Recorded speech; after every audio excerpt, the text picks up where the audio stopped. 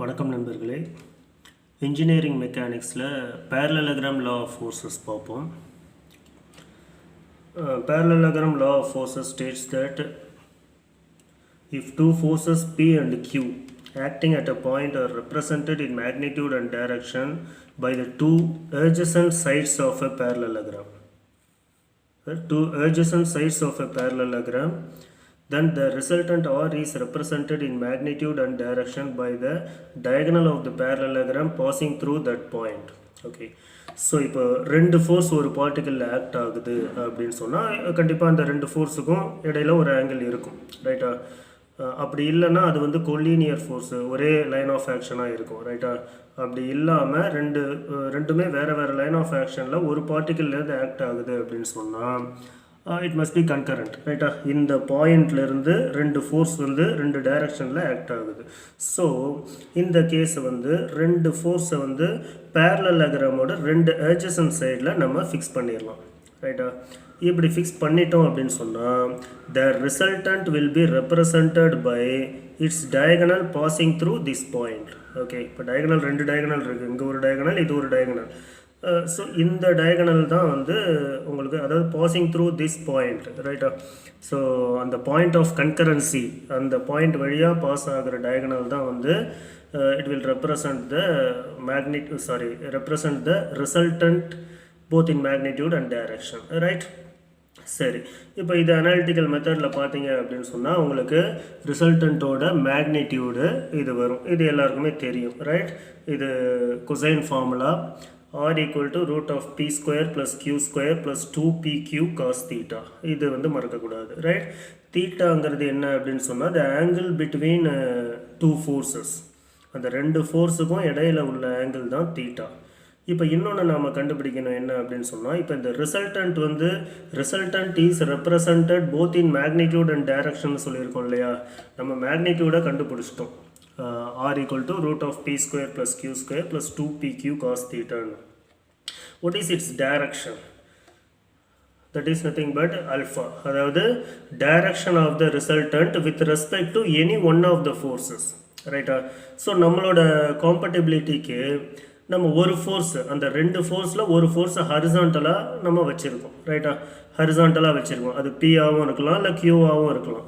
டிஃபால்ட்டாக நம்ம பிங்கிற ஃபோர்ஸை மட்டும் ஹரிசாண்டலாக வச்சுக்குவோம், கியூங்கிற ஃபோர்ஸை acting at an angle theta, right? அது ஆல்ரெடி சொல்லியிருக்கோம். இப்போது இந்த resultant is making an angle alpha with one of the forces. அந்த ஒன் ஆஃப் த ஃபோர்ஸஸ் வந்து பின்னு வச்சுக்கோங்க, ரைட்டா? ஸோ இந்த பி ஹரிசாண்டல் ஃபோர்ஸு கூட இந்த ரிசல்டன்ட் என்ன ஆங்கிள் மேக் பண்ணுது அப்படிங்கிறத தான் நாம் கண்டுபிடிக்க போகிறோம், ரைட்? இங்கே பாருங்கள், இதுதான் பேரலலோகிராம், ரைட்? இப்போது இந்த பேரலலோகிராம், இந்த லைன், இது ரிசல்டன்ட் இல்லையா? ரிசல்டன்ட்டோட ஆங்கிள் அல்ஃபா வேணும். ஸோ இந்த ஆங்கிள் அல்ஃபாவை வச்சு நம்ம ஒரு ரைட் ட்ரையாங்கிள் ஃபார்ம் பண்ணோம் அப்படின்னு சொன்னால் we can find it out, right? சரி, இப்போ அதுக்கு என்ன பண்ணுறோம் அப்படின்னு சொன்னால், இந்த பேரலலோகிராமில் இந்த ஃபோர்ஸ் Q இருக்குது இல்லையா? இந்த adjacent சைடில் இந்த ஃபோர்ஸ் Q இருக்குது. அந்த Q அப்படியே இந்த சைடுக்கு மாற்றிக்கலாம். ஏன் அப்படின்னு சொன்னால் இந்த சைடும், அதாவது இந்த Q இருக்க இந்த adjacent சைடும் இந்த சைடு ஆப்போசிட் சைடும் வந்து ஒரே, அதாவது ஈக்குவல் வெக்டர், ரைட்டா? அதாவது மேக்னிடியூட் லென்த்தும் ஈக்குவல் தான், அதோட ஆங்கிள் வித் த ஹரிசாண்டல் தீட்டான்னு சொல்லியிருக்கோம் இல்லையாங்க? அதே தான் இங்கேயும் வரும். அப்போது இந்த Q வெக்டரை அப்படியே இந்த இடத்துக்கு கொண்டு வந்துடலாம், ரைட்டா? ஸோ ஈக்குவல் வெக்டர்ஸாக இருக்கிறதுனால, ஓகே, மேக்னிடியூட் அண்ட் டைரக்ஷன் சேமாக இருந்துச்சு அப்படின்னு சொன்னால் அது ஈக்குவல் வெக்டர்ஸ், ரைட்? சரி, Qவை அப்படியே இங்கே கொண்டு வந்துட்டோம். சரி, இப்போது நம்ம இந்த Pயை எக்ஸ்டெண்ட் பண்ணுவோம். இதுலேருந்து இது வரைக்கும் Pங்கிற மேக்னிடியூட் டிஸ்டன்ஸு, ஓகே, எக்ஸ்டெண்ட் பண்ணுவோம்.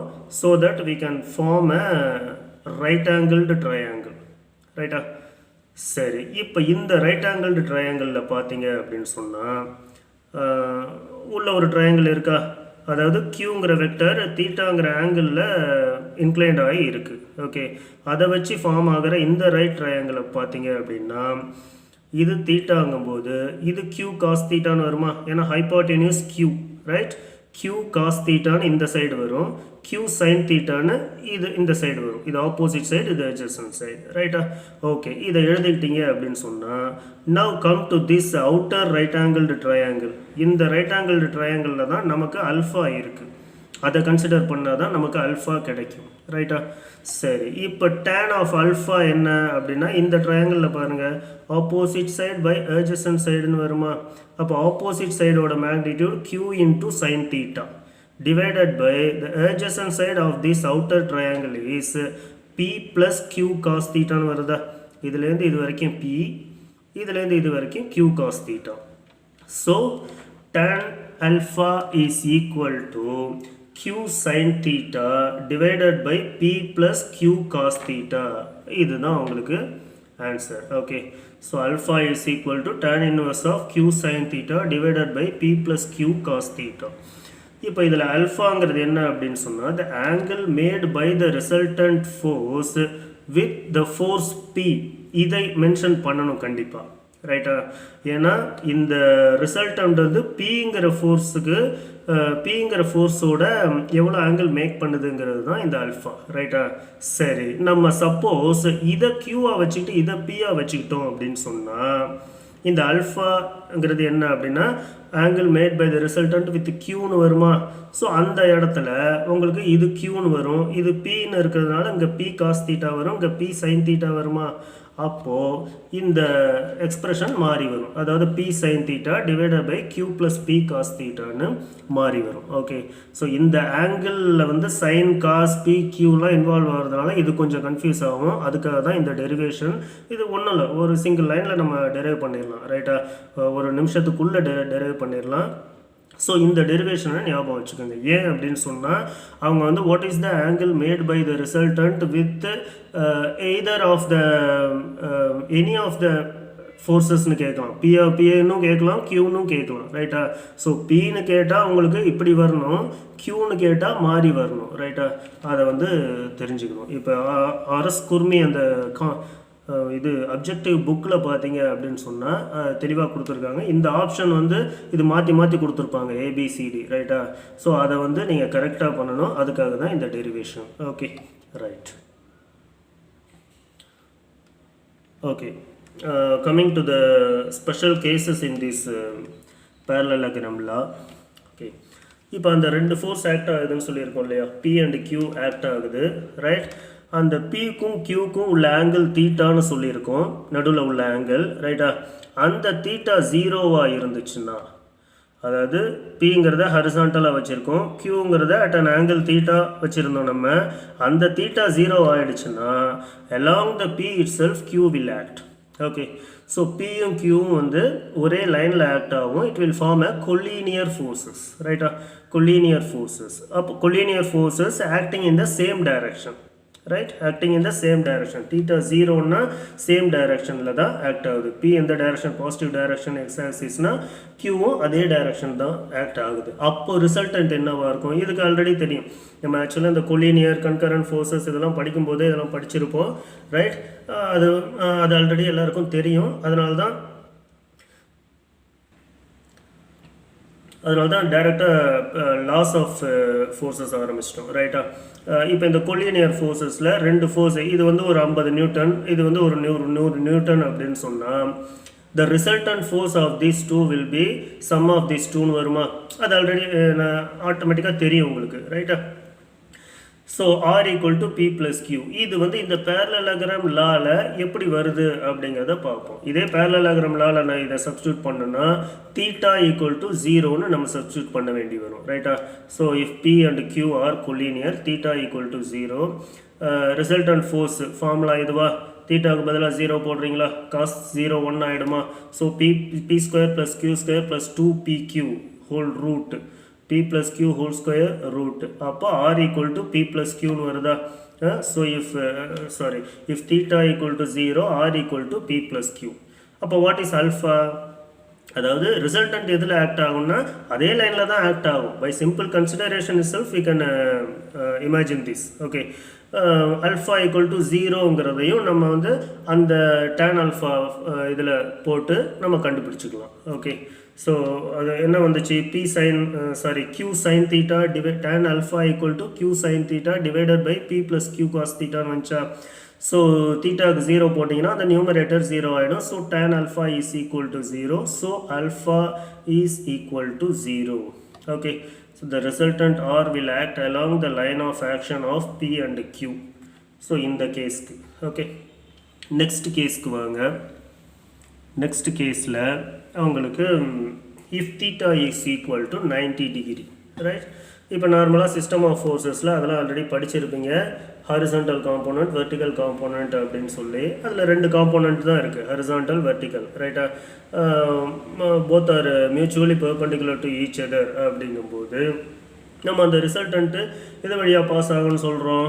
At an angle tan inverse of vertical component by horizontal காம்போனன்ட்னு சொல்லியிருப்போம், ரைட்டா. அதே மாதிரி வர்றது தான் இது, ரைட்.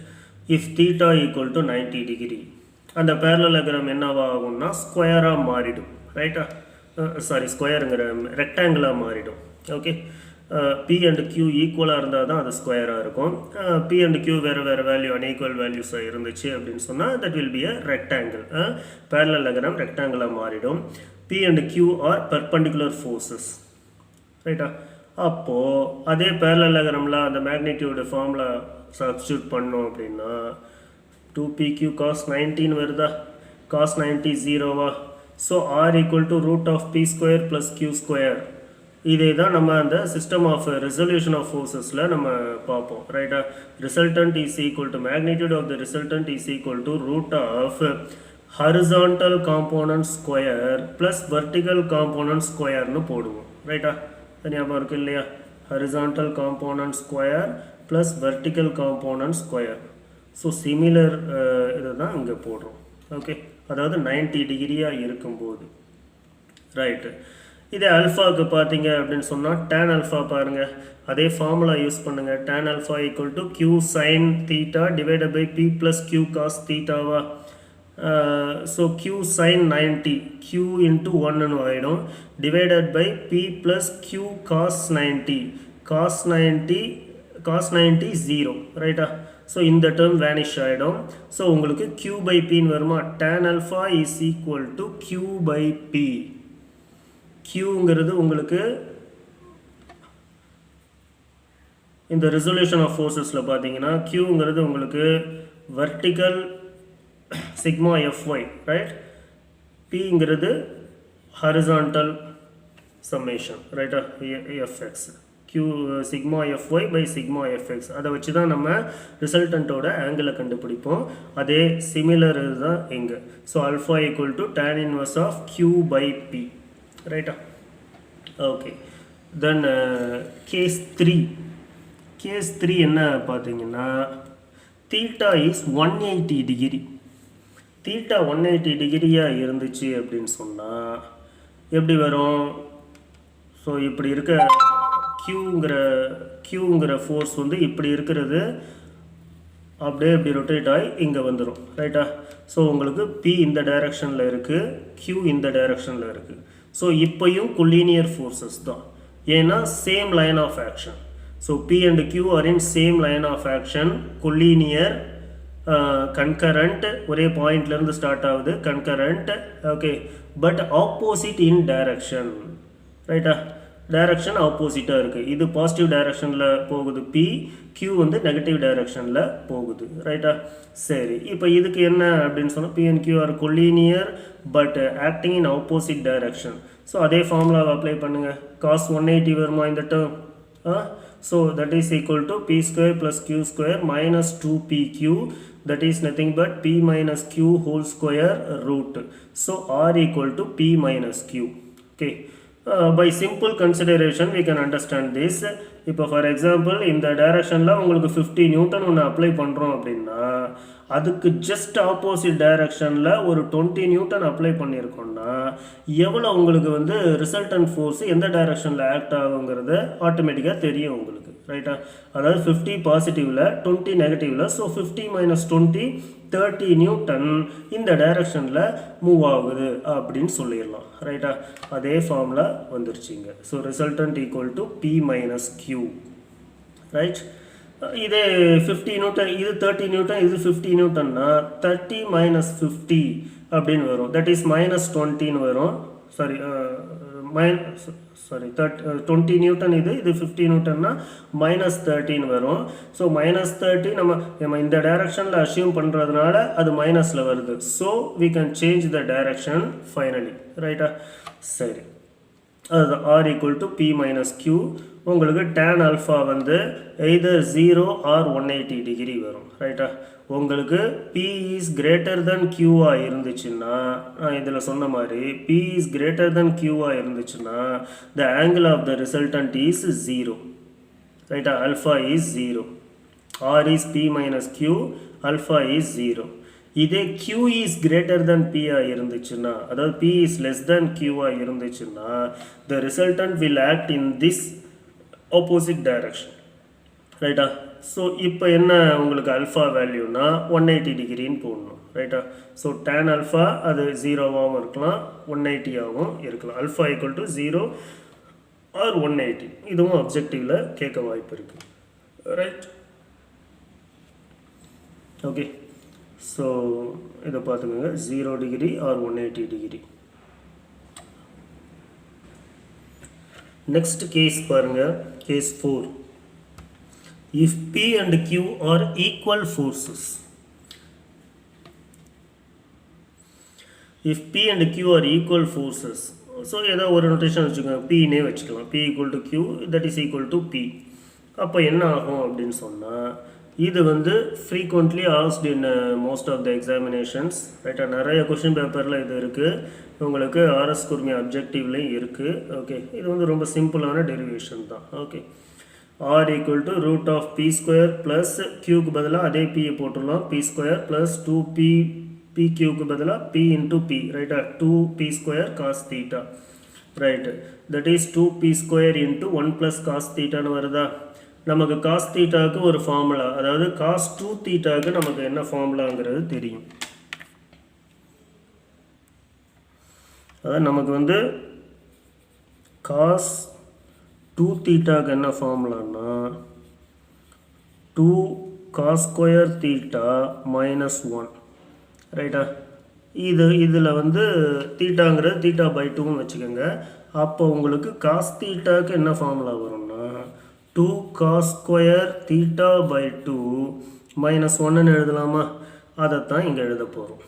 இந்த காஸ் தீட்டாக்கு பதிலாக 2 cos square theta by 2 minus 1ன்னு எழுதுகிறோம். அப்போ 1 கேன்சல் ஆகிடுச்சா? So that is equal to root of 2p square into 2 cos square theta by 2. Okay, 4p square cos square theta by 2. So அதை ரூட் எடுத்தோம் அப்படின்னு சொன்னால் உங்களுக்கு 2p cos தீட்டா பை 2 வரும். R equal to 2p cos theta by 2. இது நிறைய எக்ஸாமில் கேட்டிருக்காங்க, ஞாபகம் வச்சுக்கோங்க. இது டெரிவேஷன் ஒரு நிமிஷத்துக்குள்ளே டெரைவ் பண்ணிடலாம், பார்த்து வச்சுக்கோங்க. Okay, right. இப்போது அதுக்கு உண்டான டைரக்ஷன் என்னவா இருக்கும்? இப்போது பிங்கிறதும் கியூங்கிறதும் சேம் தான். இங்கே வந்து ஒரு 50 நியூட்டன் ஆக்ட் ஆகுது, ஏதோ ஒரு ஆங்கிளில் தீட்டாங்கிற ஆங்கிளில் அதே 50 நியூட்டன் ஆக்ட் ஆகுதுன்னா by simple consideration itself you can conclude that the resultant will act exactly at the mid of the angle. ரைட்டா? ஸோ இது வந்து 50ஐ விட அதிகமாக இருந்தால் தான் இந்த ரிசல்டன்ட்டு இதுக்கு கொஞ்சம் பக்கத்தில் போகும். அதே இது 50ஐ விட அதிகமாக இருந்துச்சுன்னா இந்த ரிசல்டன்ட் இந்த ஃபோர்ஸுக்கு பக்கத்தில் வந்துடும். ரைட்டா? ஸோ இது ரெண்டுமே 50 சேமாக இருக்குது அப்படிங்கும்போது இந்த ரிசல்டன்ட்டு கண்டிப்பாக இந்த தீட்டாங்கிற ஆங்கிளை பைசெக்ட் பண்ணிட்டு தான் போகும். ரைட்டா? பைசெக்ட்னா ரெண்டாக பிரிக்குது. ரைட்டா? பைசெக்ட் பண்ணிட்டு தான் போகும் அந்த ரிசல்டன்ட். அப்போது நம்ம டைரெக்டாக சொல்லிடலாம் this theta by 2 is nothing but the angle of the resultant அப்படின்னு. ஓகே, சரி. இப்போ பாருங்கள், இந்த ஃபார்முலா யூஸ் பண்ணாலும் நமக்கு அதுதான் வரும். Okay, tan alpha is equal to q sin theta divided by p plus q cos theta ன்னு வச்சோமா? that is equal to q க்கு பதிலாக p போட்டுருங்க, ஏன்னா ஈக்குவல் ஃபோர்ஸஸ் சொல்லியாச்சு இல்லை. p sin theta divided by p plus p cos தீட்டான்னு வரும். அப்போ p into 1 plus cos தீட்டான்னு போடலாமா? p கேன்சல் பண்ணிடுங்க.